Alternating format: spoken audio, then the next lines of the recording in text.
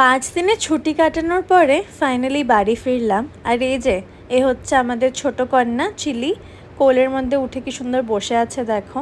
Chilli এবং আমাদের বাকি 4 পেয়ে 3 কন্যাকে আমার মায়ের দায়িত্বে রেখে দিয়ে আমি আর জয় গোয়া থেকে ঘুরে আসলাম। তোমরা যদি আমাদের আগের ব্লগগুলো দেখে থাকো সেটা জানবে।